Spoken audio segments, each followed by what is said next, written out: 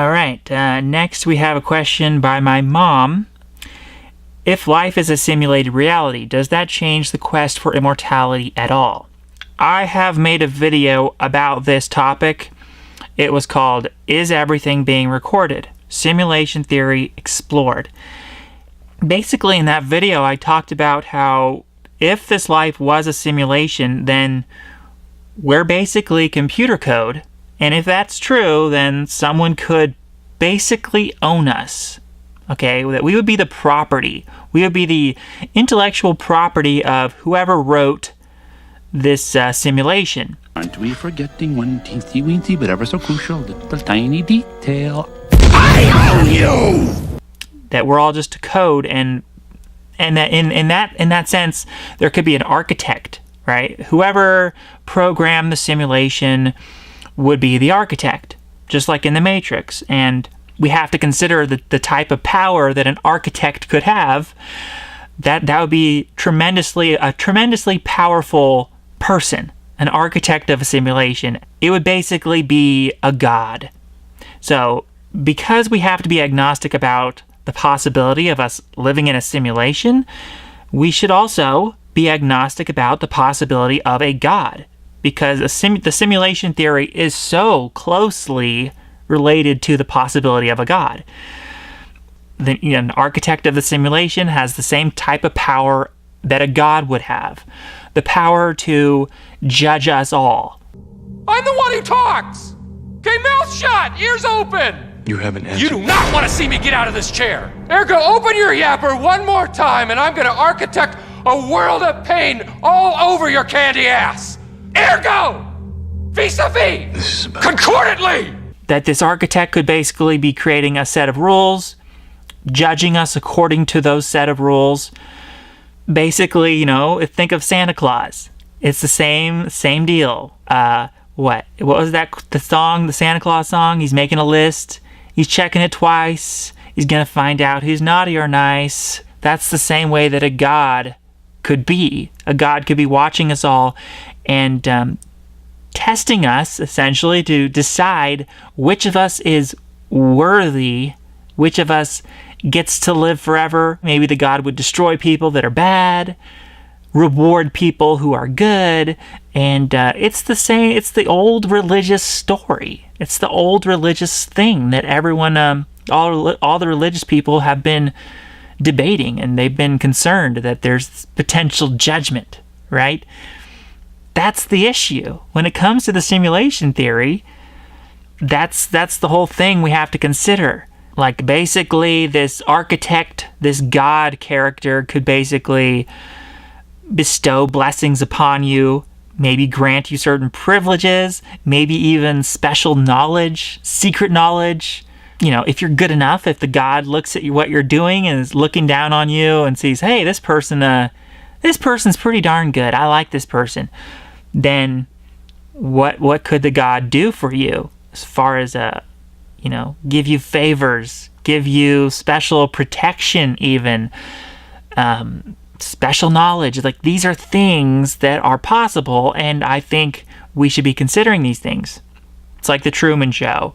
You're Truman in the Truman Show, and this god is looking at you and sees everything you're doing. You can't escape the eye of this god. This god will see everything, and therefore get to judge you however they see fit. I think of what Dumbledore said in Harry Potter, when Dumbledore said, help will always be given at Hogwarts to those who deserve it. It's not that we know that we'll be rewarded if we're good people. It's not that we know. It's not that we have any kind of certainty that we'll be helped. It's not that we know that we'll be rewarded for our good deeds. It's that we might be rewarded for our good deeds, and we might be punished for our bad deeds. And just the possibility of that, just the possibility that there might be this judgmental God who can grant you favors or punish you, that's enough of a reason to live your life, to act in accordance that there could be this God. So it all boils down to your actions. It's not about what we believe. It's not like, oh, It doesn't matter what we believe. What matters is what's possible, and acting accordingly, right? You're acting according to the scenario that there could be a God. That's what it boils down to. And it really wouldn't change the fact that we're trying to live forever physically. Like, even if this life was a simulation, it doesn't mean that there's another world. Like, it doesn't mean that you die and then you wake up in the real world if this life is a simulation. No. It could be that if you die in the simulation, you die forever. It's it. That's done. Kaput. You don't get any second chances. That's possible. And it's the same way that if there was a God. Just because there's a God doesn't mean like that there's a heaven. I happen not to believe in a heaven. I always like to, cue the song by the Beach Boys. Wouldn't it be nice? Yeah, it would be nice if there was a heaven. But when it boils down to it, it's just wishful thinking. It's possible, but wishful thinking. Wishing and hoping and thinking and praying. Wish thinking. Therefore, what you happen to believe about a heaven or anything like that, it shouldn't change the fact that we're trying to live forever physically. If there's a God who's granting favors and rewarding people, those types of rewards, those types of favors that might be granted hypothetically, those could just be things like protection from dying physically. Protection from dying physically could be the only rewards granted. Not that there's another life, a heaven, but that the reward is being protected from physically dying in this life. That is a possibility as well. And along those same lines, the punishments, the God might punish people by just killing them in this life. Just turning their programming off, destroying them. And this whole NPC meme is becoming popular. Well, we have to think maybe the God would just replace you with an NPC player. That the idea of having a consciousness and the ability of having a monologue, inner monologue, and being a real person, that could be a privilege, and that if you're not good enough, you would have that privilege revoked, and that you would become, this NPC type of person. And essentially you'd be dead. You don't really get to exist anymore. The idea of a simulation theory really has so many ramifications. If that were true, wow, would that change things? And I hope everyone will be considering this possibility and thinking in these terms, because it's basically a God minus all the hokey-pokey metaphysical concepts.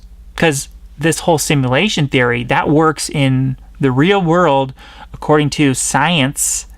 Scientifically, it could be feasibly possible that we're in a simulation.